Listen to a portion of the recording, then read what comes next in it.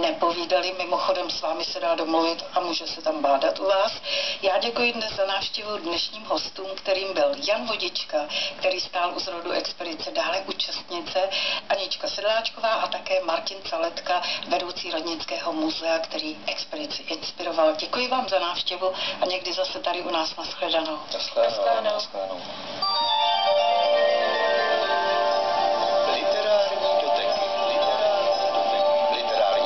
Na vlnách Českého rozhlasu Plzeň. Tak v literárních dotecích se dnes rozloučíme s knížkou vzpomínek básníka a lékaře Miroslava Holuba Ono se letělo, kterou vydalo nakladatelství Nava v roce 1994. Také dnešní poslední ukázku vám přečte René Přibyl.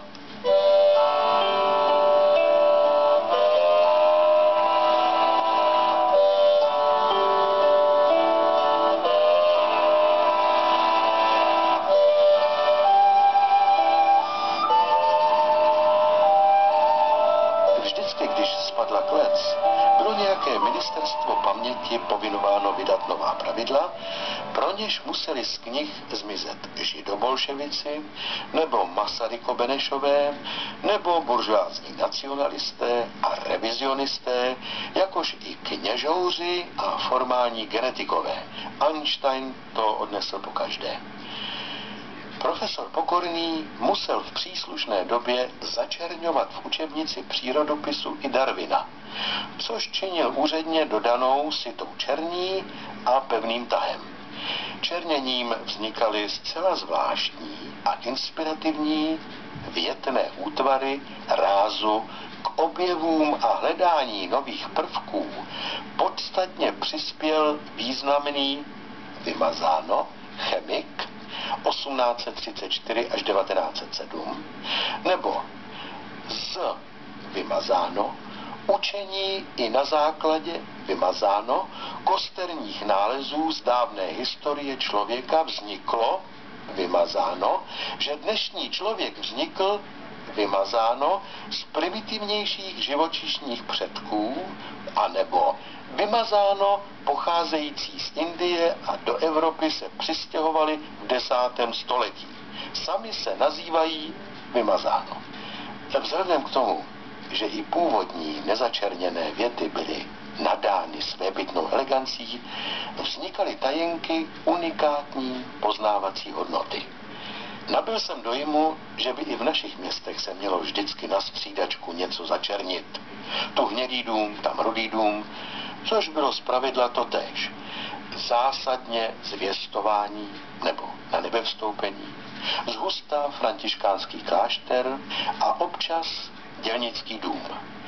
Vznikl by tím velmi zajímavý místopis, jenž by utkvěl i zcela povrchnímu a letmému cizímu návštěvníku. A snad i každý z nás osobně by si mohl něco začernit. Já například ulici v Bezovce, kde mi spupný starší žák, později vedoucí jednoho pražského OPBH, s člověkem to roste, začal brát koloběžku, na níž jsem jezdíval v 2:30 naproti tatínkovi do úřadu, ulicí Nerudovu, kde mi v květnu 45 jacísi revolucionáři zabavili auto, uštědřené mi Američany, jež jsem po hříchu neuměl odříditi, Sokolovnu Plzeň 1, kde jsem skrze nekonečná, prostná jednou učinil louži, fotbalové hřiště tamtéž, kde mne jednou profesor Průša pro neschopnost odvolal z levého křídla, nebo kde mi spolužák Beránek, jehož jsme museli do branky uvazovat, neboť se bál míče, při odkopu přerazil nos. Ulici od nemocnice do Doudlevec, kde můj tatínek, když mu bylo něco málo přes 80, spadl v plné jízdě z kola, takže jsme do Šťáhlav už nejeli, ale domů dojel, aby kolo prohlédl, zda se mu nic nestalo, neboť stálo 860 korun. Křižovatku u Rolnické, kde jednou motocyklista přejel psa a jednou i mého tatínka, když mu bylo něco málo přes 90. To jest tatínkovi ale domů došel, neboť si umazal šaty a pak si chodil denně stěžovat do policajtovny u kostela u redemptoristů, takže ho skoro přejela tramvaj, ale nepřejela. Jednu třídu ve škole na Chodském náměstí, kde jsme byli často po škole a já jsem to těžce nesl. Márnici na Ústředním hřbitově, kde jsem tatínka našel, když se po smrti ztratil. Dům v Mánesově ulici, kde zbyla moje sbírka kamenů, špinavé hrnce a pár skříní, když zbytek někdo odkradl a maminku jsme měli v Praze, což si pletla s Paříží, Železnou Rudou a Dubrovníkem. Ano, ono by se to začerňovalo, až by z člověka zbyl kadet Bígler a bratr Karamazov, milující ulálume, až by z člověka zbyl ten, kdo chytá v žitě a odvážný mladý muž na létající hrazdě. Ono by se to začerňovalo, ale vzniklo by burácení hromu, jak to napsal Ray Bradbury. Neboť po cestě strojem času 40 let nebo 60 milionů let nazpátek by na botě spanikařivšího Eklese zbyl obtisknutý třetihorní zlatový motýlek a tím se změnila historie a tedy stav světa. Motýlek padl k zemi, jemňoučká, maličká věcička, která dokázala porušit rovnováhu a srazit jednu řadu drobných stavebních kostek, jež vytvářejí osud, pak velkých kostek a nakonec obrovských kostek všemi obdobími času. Eklese, který nevydržel a odnesl motýlka, musí odstřelit jako krysu. Odnést motýlka je totéž, jako začernit sokolovnu nebo márnici. Pročež to v našich drobných životech nepřipadá v úvahu? Pročež to necháváme ministerstvům, Tyrannosaurus rex s nimi? Budiš.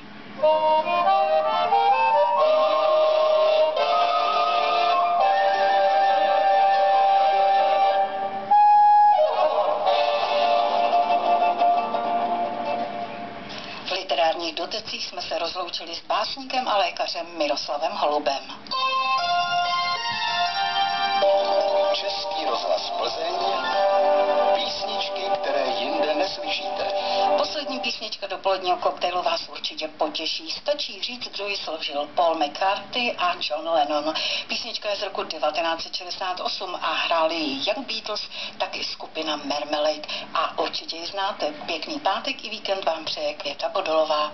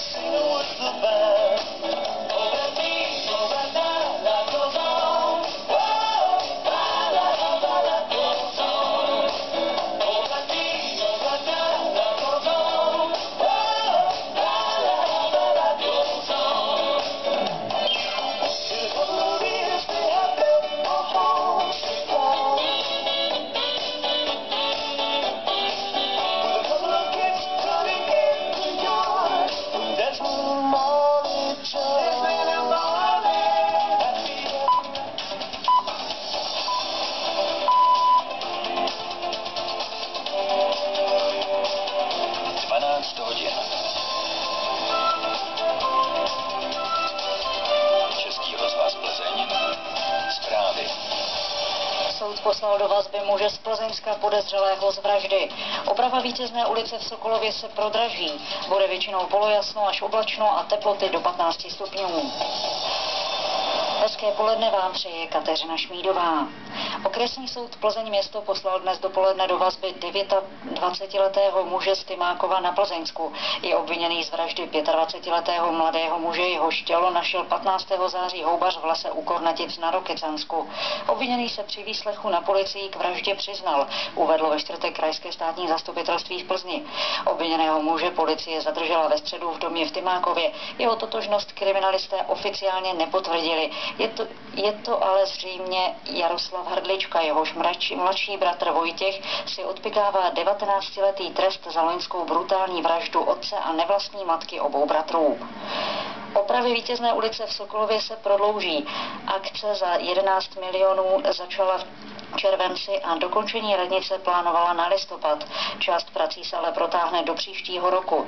Podle stavební firmy je stav komunikace horší, než se předpokládalo, informoval starosta Sokolova Zdeněk Berka z ČSSD.